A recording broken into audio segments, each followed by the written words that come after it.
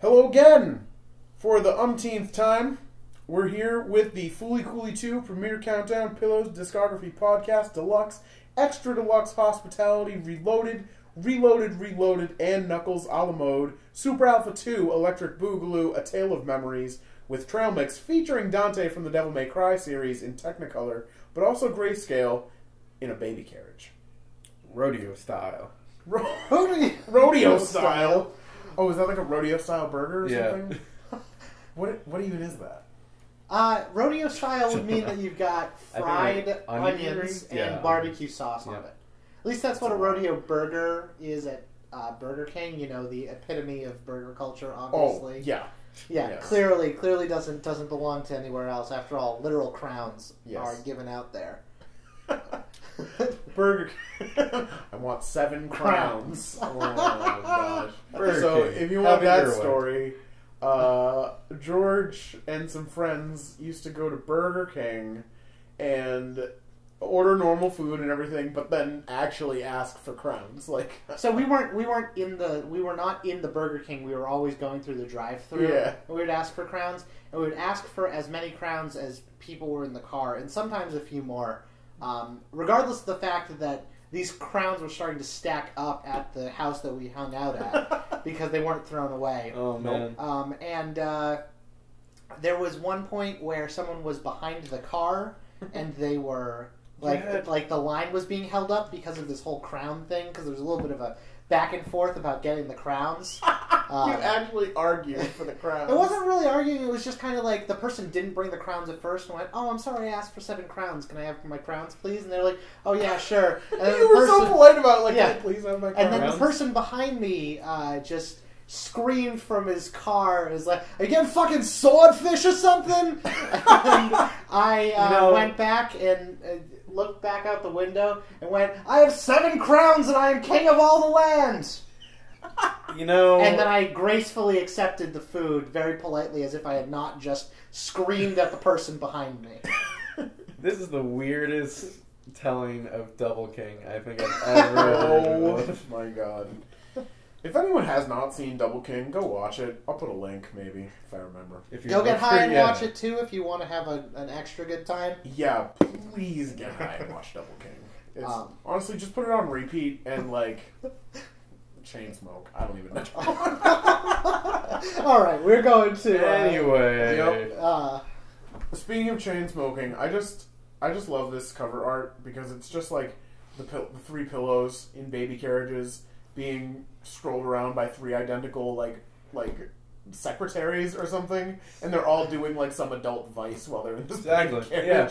Hilarious. Yeah. It's like we're babies, but we're badasses, I guess. Yeah. Maybe. I suppose. They're living their penalty life. Oh, true. Yep. Probably. But yeah, let's get right into it. The first song I think is cool, Dead Stock Paradise. We're sick for motorbikes. Yeah. Yeah. I mean, I was going to say, I think it sets off the theme of the entire album, which is supposed to be, like, a real throwback to, like, you know, late 60s rock. Oh, okay. At least that's what I got from it, because, like, you can tell with, like, the guitar tracks, but as well as, I think there's, like, people clapping as one of the tracks. Like... I'm trying to remember. I think if I'm not wrong... Is that in Terminal Heaven's Rock? Yeah, I'm not saying the claps are in for all of them, but like, there's definitely this. No, I was trying to remember what track it was. That's why. Oh no, Dead Stock Paradise. You mean one of the tracks in the song? Yeah, I'm talking about, like, you know, how you have guitar tracks. Yeah, in which Nico knows music terms. Yeah. Yeah, I dug this one. Mm-hmm. Good hook. Yeah, I love it. Cool guitar tone / mix of guitar tones. It was fun. It was good time. I like the high pitch noise just coming in at the end. Yeah, and it's just long enough. It's like, by the way, this is our new sound, and now you can go listen to it. Like, very good. That being said, I think that is to say, let me take a look here. Yeah, I think Lonesome Diamond can be a little bit shorter. Yeah, I could go with that. I liked the main bass lick in this one. Mm-hmm. Yeah. I like the singing in the rain part. I like the whispers in it. A callback to Classic Pillows with Singing in the Rain. Mm-hmm. A little bit. But overall, I wasn't super jazzed about this one. I was kind of a fan of this one with the disjointed like guitars at the beginning, because it seemed like they again were kind of like borrowed from Weezer and stuff like that. They were trying to make this like, you know, we're attempting to sound lazy but not. At least that's what I hear when I hear guitar riffs like that. And I just thought that the tempo paired nicely with the first track. So, yeah. That makes it sound. I know you just meant paired literally, but that makes you start sounding like a wine taster. And what yes. it could. yes, the, paired the nicely. notes of Lonesome Diamond. It feels nice with a good Pinot Deadstock Paradise. Yep. Deadstock Pinot Dice. Ooh. Um, All right. Freebie honey. Freebie. Freebie. Honey. Freebie. Butterfree. Bye bye Butterfree. Very dramatic song. I like Freebie Honey enough. Like it's like one of those like at the grind songs. Like it's a very like pump you up to like do something song. I would definitely put it on like. I almost said at the gym. But you know what I mean. Funny joke. Funny joke. Yeah, I don't think there's a lot to fault this song for, other than it being pretty like static across the entire song. Like not much happens or changes, but I don't necessarily think it has to. It's just like good. I was gonna say that Freebie Honey is kind of like a product of the time, because again, this is the early 2000s, and there's just different things going on with like recording methods. Because at like one point, I don't know exactly when it was starting, but like I think it was more like mid 2000s, so not early 2000s, but it was getting there about like this loudness war with recording, because people just thought like things just need to be louder. But that wasn't always the case, because they were kind of ignoring like how dynamics worked in songs. Things just get compressed to shit. Exactly. Exactly. So that's what I kind of felt with that. At least that's what Freebie Honey like reminded me of you know, the time this was recorded and produced. I agree, especially like with the vocal track. Like, oh yeah. Not necessarily the singing itself, but the way it was mixed, because it is like very loud. Like maybe I'll be a freebie now, like screaming. Yeah, I didn't have much to say on this one. It just kind of like there wasn't too much that interested me about it. The lyrics weren't much. It just kind of it came and it went. Yeah, yeah. I like Terminal Heaven's Rock a lot more, actually. With just the way it sounded. The intro was really good. Have y'all ever seen the music video? No, I've not. Hilarious. It's just like this little stage, and I forget if there's a whole puppet show, but all I know is that there's just like a hand mouth with googly eyes that comes out of the curtain at the beginning and goes, Terminal Heaven's Rock. And it's hilarious to look at. But other than that, I just thought it was cool because of what it was supposed to be about. Just like, yeah, there's a lot of shit happening everywhere, and it's all really shitty, but nobody can look away. And I'm like, when is this not relevant? Yeah. Like, you know what I mean? Like, I don't know when this isn't relevant, unless in some magical time before the song was written, but even then, no. So yeah, I just like Terminal Heaven's Rock a lot. No, yeah, I thought the intro was great, bass was gritty and mean, but, so, was the horns like MIDI horns, or were those actual brass instruments being used? Because I couldn't tell. I feel like they were computer generated horns. Now that you say it, I think they sounded like MIDI horns. Yeah. Honestly, When do the horns even come in? In the intro, I'm pretty sure it was like early on. I think there's.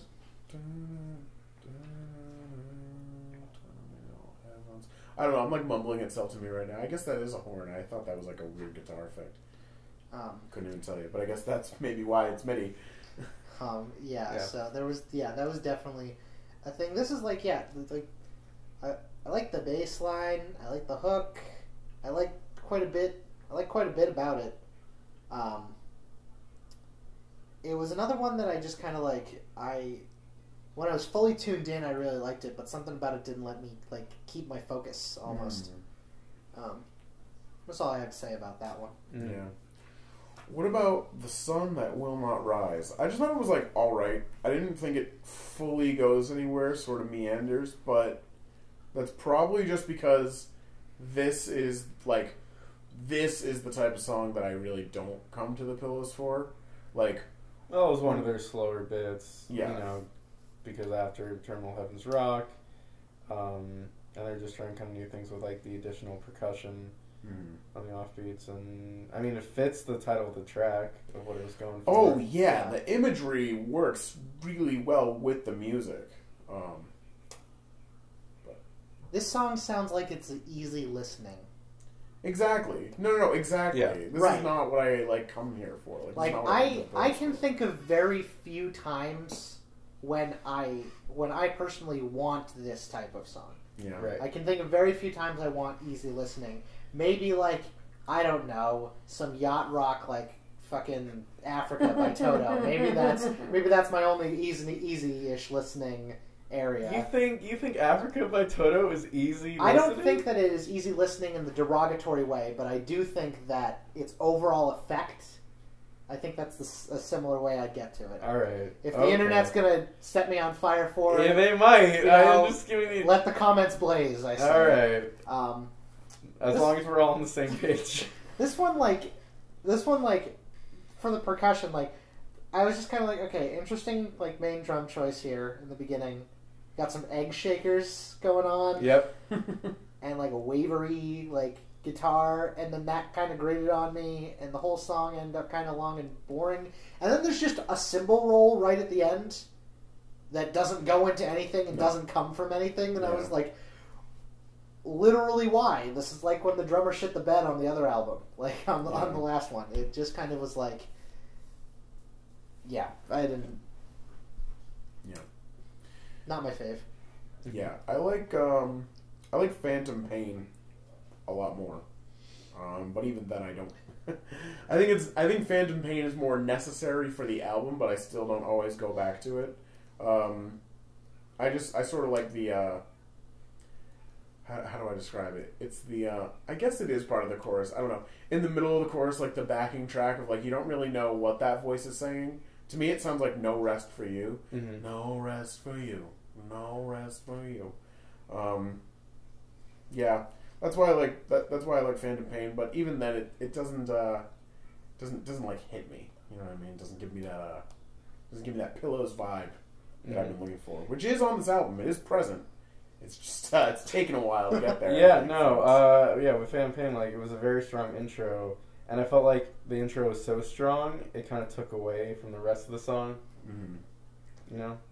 Yeah, I was kind of like, when I was listening to this, I was like, okay, immediately better than The Sun That Will Not Rise, and then I was like, but it has no musical dynamics. Yeah. So I don't. This is losing me again. It's got none of that chutzpah. Yeah, that's all I got on that one. Yeah. I Know You. Jungle Jim Desperado, as the translations had it, is a great line. Oh yeah. Yeah, I like that too. I just like the song because like I love this as a Pillows love song because it's more about like the main idea I get from this is that like, oh yeah, like the Pillows attract Pillows aesthetic girls. Like, they're all about this. Just like reading what the song is about and like all this shit, I'm like, yeah, this is definitely like, I don't want to say it's a fangirl song, but it's sort of like, to me it's sort of like service for the fangirls a little bit. And I'm into it because it's like, yeah, that aesthetic. I don't know where I'm going with this. Okay. All I know is it's a fun song. I know you, I know you, I know you, I know you. Yeah, I was a fan of just the slow fade in with acoustic guitar. really like the progression, chord progression of it. I was just getting a Beatles vibe, which kind of makes sense. That was kind of for like fan service in a way. Yeah, no, totally. Yeah, so that's what I really took away from most of the song. Yeah. I like that it comes right before Moon Marguerite, because I think Moon Marguerite's a little bit better, but it tweaks what it's about slightly in order to make it a little bit better. Because Moon Marguerite is sort of like it's a new take. It's another new take on like the Pillows love song, where this is more like how do I put it? It's more like putting the affection on the other person than the speaker, which is cool because like the whole chorus is just like love me more, and like that in that cool way where it's like I want you to like be here. So I don't know. That's another song I would like just because of the repeating chorus and the way it rhymes. Just like I never forget that. Right. I'm not gonna sing it right now, but yeah, no, I had Moon Margaret as an honor roll mention. Oh yeah, yeah. There you go. Just around progression, just good stuff overall. Levels seemed a lot better, as well as the lead guitar. So yeah, just solid. I didn't have great love for Moon Vinaigrette. Vinaigrette. Oh no. Yeah, I didn't really like it. The beginning, like, oddly unsettled me. Didn't know it was with that. It just, like... That sound is weird, I agree. It's very distinct. It's like a...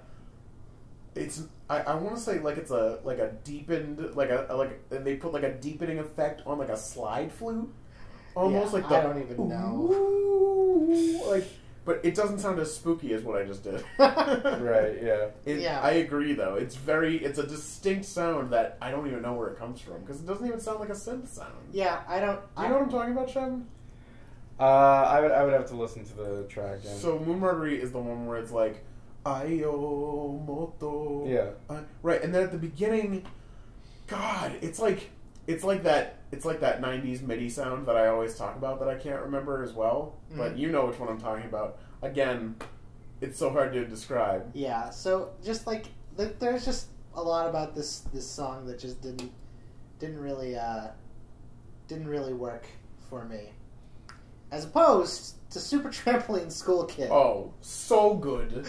Which that nice sample opening, which again is just like classic Pillows. Oh man. And then, as I was saying before, going with the retro approach, it was just like, so there's this track on Cartoon Network. It was like during just like a commercial block where it's just this rockabilly band called Reverend Horton Heat.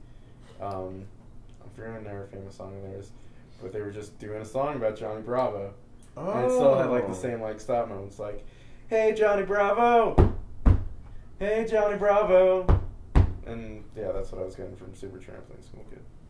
That's really awesome. Yeah. That's funny because this song reminded me of something else related to Western cartoons, but still also anime, which is... So there's another Pillows song, which is a single called Rodeo Star Mate, which also kind of has that sort of aesthetic. But it is actually the second opening theme to the Lilo and Stitch anime. I shit you not. What? There's a Lilo and Stitch anime just called Stitch, and guess what? Lilo is not in it, and she's replaced with like an Okinawan girl, which is hilarious to me in every way conceivably possible. I've never heard of this. Yeah, and everyone else is there. Fucking Pleakley, Jumba, the rest of the whole cast. It's really there. Hold on. Isn't Lilo's older sister's name Nani? Yeah. That's really funny to have an anime like a... But she's not in it because Lilo's not in it. Damn it! Right. That would have been so funny. I feel like that's half the reason they did it. Because it would be so confusing to these children. Right, but can you not see like the Japanese writers would have a field day Yeah, that's the What? image. No, that's real. Oh, well, The now we're talking about fuck? the image, so I guess there's going to need to be something Yeah, thrown I'm up just here. I'm gonna link the Sorry, opening. 'Cause I the had opening's to- really great. I just had to see this for myself. It's just so weird to see Stitch Oh like my- playing a ukulele at a microphone Yeah. and hearing a Pillow song come out of that. Oh, It's ridiculous. My God. It's real. Stitch the anime. Stitch TV. Yeah, with Japanese credits. Honestly, I think Stitch's design translates really well into anime. Oh no, totally. Like Stitch specifically. Like, Yeah. Look at how adorable he is. All right. Yeah. Well, But anyway, anyway. moving back, we're actually going to get to not the title track, but where the title comes in the track. Because we're going to go to Motown Prisoner. This is a song I really like. This doesn't matter at all because I don't post there. I just lurk to get info about Pillows. But on the Pillows forum site that I have plugged before, purosa.net, my screen name is mt_prisoner. I don't know. Because I noticed that like there are a ton of people on there who like have screen names that are like songs like Lady Bird Girl and like other ones like that. So I was like, alright, what can I do to like fit in here? But Blend in with the mole people. Exactly. So Mole People, that's what's crazy about this song because it took me a long time to realize what the song was actually about because it's like, oh, I'm trapped alone and like, yeah, alienation, like we've been over that. But the thing is like, so when you look at the lyrics, it's like, oh god, how does it start? It's like,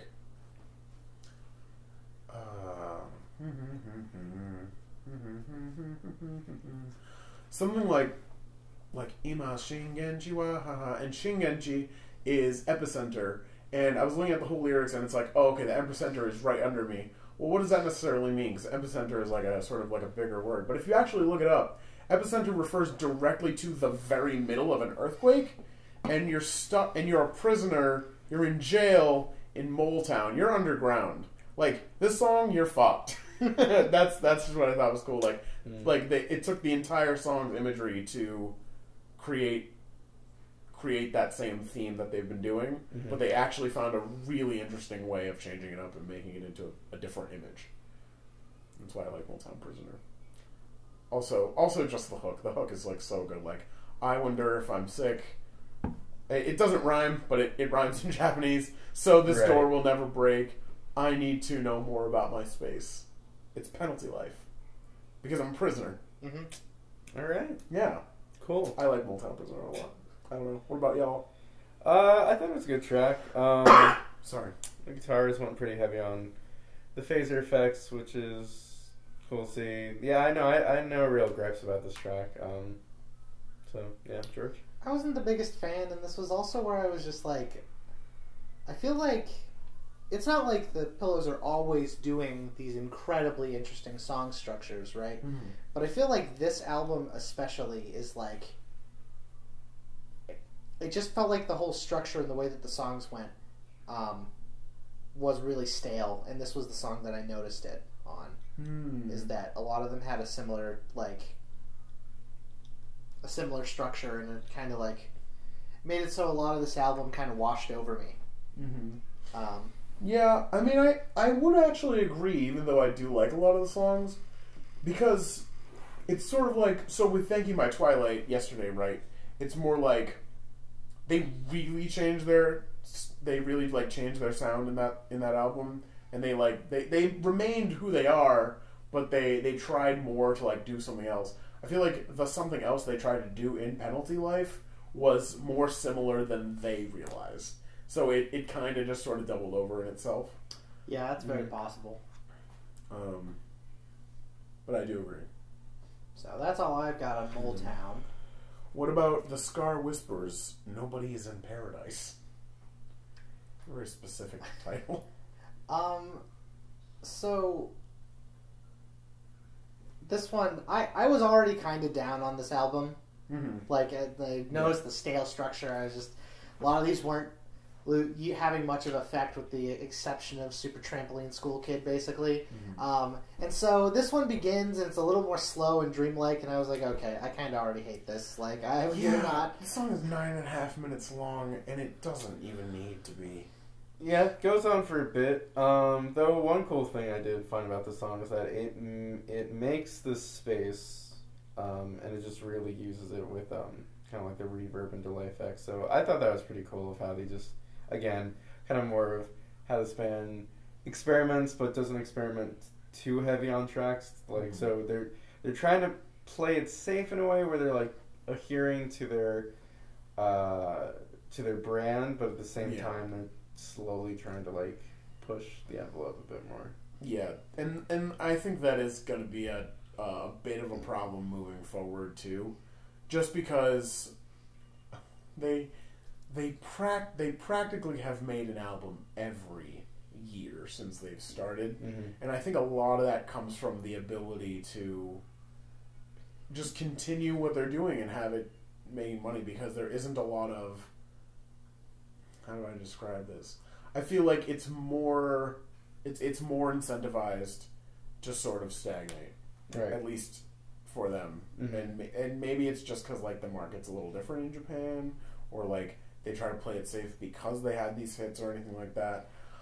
I mean, I'm not an expert on this topic at all, but I think that's kind of where it comes from, and later on I think we'll see that a little bit more, which is unfortunate, but. And regardless of why it is there, we all do have, obviously it happens with every band, but we've already mentioned, Pillow's sound, right? We have already mentioned, and there's probably, like, there's a reason, I think, that it is so much that there is a standard Pillow song, is that there's actually a fair amount of standard Pillow songs, right? You know what I mean? Like, they have the ability to, I imagine, obviously it never gets this easy, but I imagine at a certain point making a standard Pillow song for them begins to be like breathing. Oh, of course. Like, yeah, absolutely. Yeah. I liked the bonus track that was just tacked onto this one though. Bonus track was sick. I'm Broken Peace. So, side thing about I'm Broken Peace, that's actually from their very first EP. Oh. It's the EP is 90s My Life. Maybe we'll cover it in the future after Fully Cooley 2. Who knows? It was one of their older songs, and it has that really Young Soao deep voice trying to do the thing. But this version's so much better and cool. I like Broken Peace a lot. I just was song's gonna bounce around and have some fucking fun. Is what we're gonna do. Is we're gonna have some goddamn fun right here after this droning long it's long so song. long, and it's so here's the thing, if your song's gonna be 9 minutes long, in my opinion at least, I want it to be an epic grandiose song. I want to be listening to I don't even know what a good example is, Coheed, that type of shit. If I want Welcome Home. Yeah, if I want a 10-minute song, I want it to be something intense and amazing and flowing and there's different moods to it and shit. I want something if you're gonna make me listen to a 10-minute song, it better be something fucking awesome. Right? Yeah, I'm in the same thing. I always think of prog rock when I think of that, some Jethro Tull stuff. I want 3 micro songs in your 9-minute song when we're gonna do something. Exactly. This was already was 3 tracks long, right? But What about top 2? I think it's pretty obvious for me. Motown Prisoner, Moon Marguerite. If you think, wow, if you listen to this episode and think, wow, this album's probably really bad, I'm gonna skip it, I would not fault you. But I would fault you for not even listening to Motown Prisoner. You should listen to that song. Try the track, yeah. My top 2 were Lonesome Diamond and I Know You. Oh yeah, I Know You's good. Super Trampoline School Kid and the bonus track.